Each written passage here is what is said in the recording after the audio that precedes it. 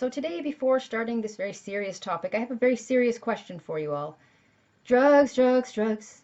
Which are good? Which are bad? Drugs, drugs, drugs. Ask your mom or ask your dad.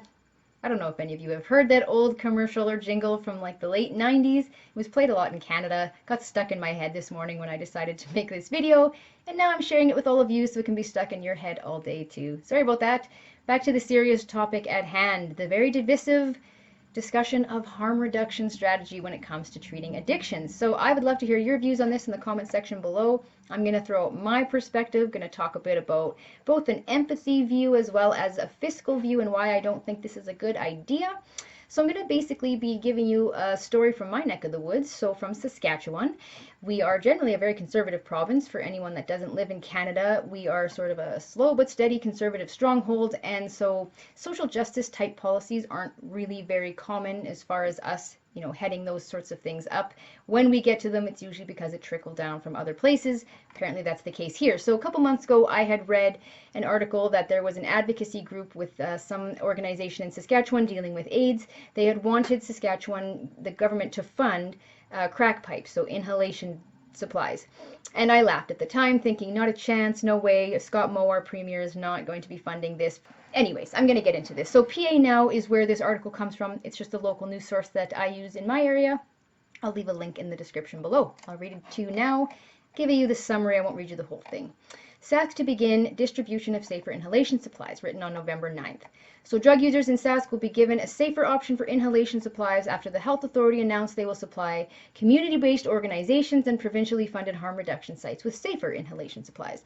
Typically, items such as aluminum cans or glass bottles are used to create makeshift pipes, which can often lead to burns, cuts, blisters, and the transmission of HIV or Hep C.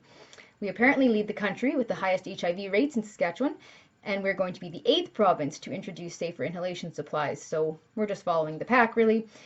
One of the medical health officers has mentioned that the idea of giving out safer supplies is very similar to the practice of distributing needle supplies and will serve to reduce harm caused by street drug use. So what basically is saying is that as far as cost, we know the cost of something like a crack smoking kit or a crystal meth pipe is about $1. The cost for HIV per person is about $1.3 million to treat. If we prevent one infection, we are saving all that money. So she adds the overall idea of harm reduction in giving these supplies is to simply reduce the harm addicts may inflict upon themselves. She said it does not increase substance abuse. So this is happening over the next few months. They're working closely with different key communities that have higher rates than normal of AIDS. And so I'll leave that article there. You can read the full one if you'd like. I'd like to talk about two elements of why I think that this isn't working. Now, this is coming from a conservative point of view. It's coming from an ethical point of view. I know I have my biases, but this is sort of what I've come up with. I have lived on the island, Vancouver Island, which is very close to Vancouver, where, of course, a lot of these harm reduction strategy pilot projects have taken place. I've read a lot of statistics about these sorts of things, whether it be down in Portland or elsewhere in the world, that have taken this on. It's too soon to tell that this is a success. The people that are biased and wanting to promote it try to tout it as a success, but from what I've seen, the numbers of usage have not decreased. The numbers of death have gone down very minimally, and we're not sure if that's being essentially balanced out just by all of the new users or whatever else is going on. It doesn't seem to have decreased criminal activity.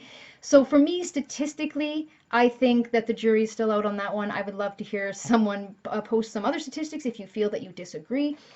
So two views of this. One is that this is the most empathetic way to do this. So that's what's being touted. This is a harm reduction strategy, and harm reduction just sounds so nice, doesn't it? To reduce the harm in someone's life. Well, everybody that's kind and compassionate wants to reduce the harm. And yes, addicts suffer terribly sometimes. They have often living conditions that are really awful, and often they have really bad stories, abuse, PTSD, sometimes mental health issues. There are a lot of issues that addicts deal with. Of course, there is a physiological, biochemical, addiction, genetic sort of component that people will always argue. I'm not going to dive into that today. I'm not a doctor. However, I've researched a fair bit in that area as well because I understand it's a component. But much like any social issue, it's only one small part of the component. So if someone's being diagnosed essentially as having the disease of addiction, I'm going to argue that sure, that exists. That physiological element is there, but I'm going to say it's overdiagnosed, and much like a lot of other, diagnoses like, say, depression or anxiety or ADD in children, these are things that do exist and do need to be treated, but they've become a blanket diagnosis for many. And that concerns me. So when it comes to addictions, it's easy for people to say, oh, it's a disease, oh, it's a disease. And I have met people who were just, no offense, straight up losers that have said, oh, it's an addiction, it's an addiction, it's a disease, and used that to pump the job that they had to get as many benefits as possible, to be missing work, and to never ever get fired because they're protected under, you know, legislation for having addictions. There's people using and abusing this system. I've lived within this. This is not me as some rich conservative talking down to the poor people that have all these problems and I don't understand it. I have had an addiction once when I was coming off of opiates. I have gone through it. I got through it on my own. Yes, I'm a little proud of that. No, I'm not being self-righteous. And also, I have lived in low-income housing. I have seen addiction. I have seen people going to the methadone clinic. I have had to walk around needles. I have had to call the fire department to pick up needles. These things are real. And so I have seen it, and I have seen the scuzzy side of it, and I've seen the sad side of it, and I've seen the light. And I'd like to share my personal view of this without being some kind of addictions doctor, because at the end of the day, even if there's elements of it that are physical, we can't ignore all of the other nuanced elements that deal with something like addiction in society. And I don't claim to have the answer, but I can at least recognize that enabling is probably not the answer. So when we use empathy as the reason for doing this, I find it hard to believe, because if you were to go to a counselor because you're dealing with an addict in your family, whether it's drugs or alcohol or anything else, any counselor or doctor that told you to buy them booze and buy them drugs would be probably should be someone that is essentially has their license removed. That's not in any way a positive way to deal with this. Nobody tells you to enable your spouse or your kid or your loved ones when they're going through addiction. It's a terrible idea because you think you're helping them in the short run. You think you're keeping them safe. In reality, you're continuing a habit, and it's really sad because people want to help and they want people to feel better in the moment, but they don't realize that they might be destroying this person in the future. And the tough love model is a tough one to talk about because we have to find a way where mercy and compassion have a chance to fit, and it's not just put her in jail because she's an addict. I don't agree with just throwing everyone in jail. That's not going to help. But I also don't think that anyone's looking at this other side, which is sometimes love means saying no.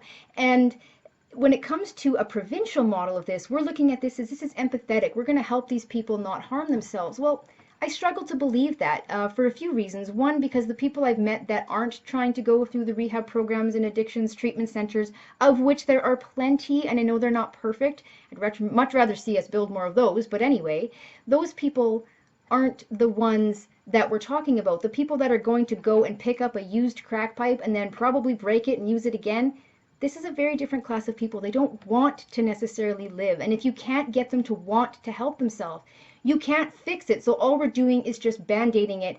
And then, of course, we don't look at the empathy of anyone else, like the kids who are going to be walking on the sidewalk that now have to deal with both dirty needles and probably a bunch of broken glass pipes.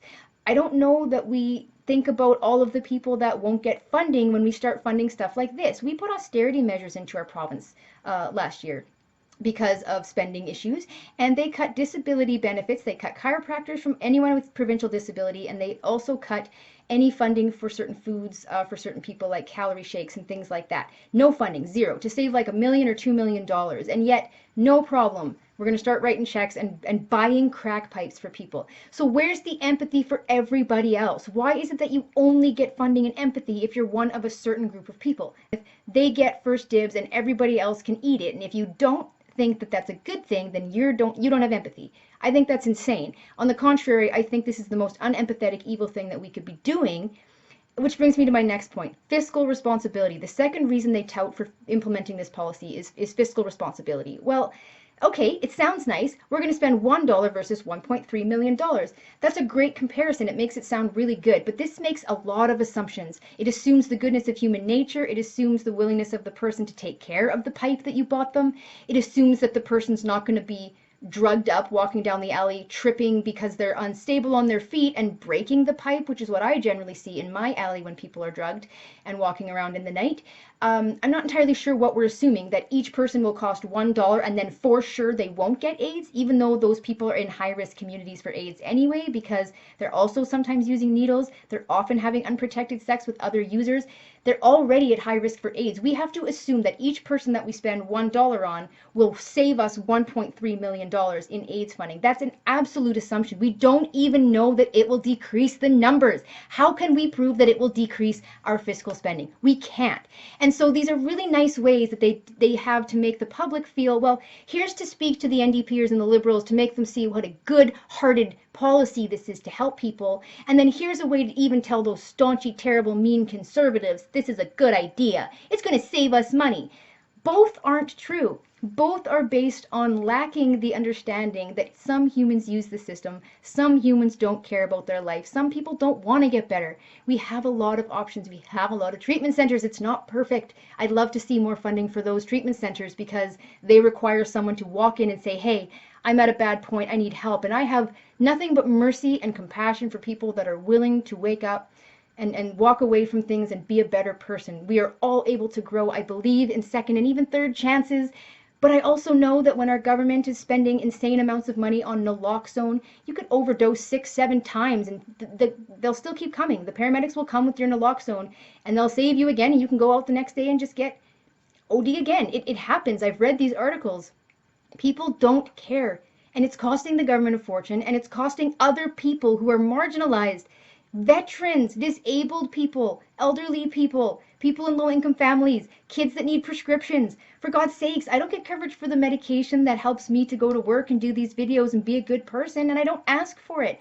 It's crazy. We assume empathy is empathy. It's not. You can end up screwing a whole group of people over because you only cared about another one. And that group of people may or may not, in all cases, even care about their own life. Many times they do, but many times they don't. And there are users and abusers. There are. Why? Why even in my beautiful little conservative province are we diving into such a socialist mentality?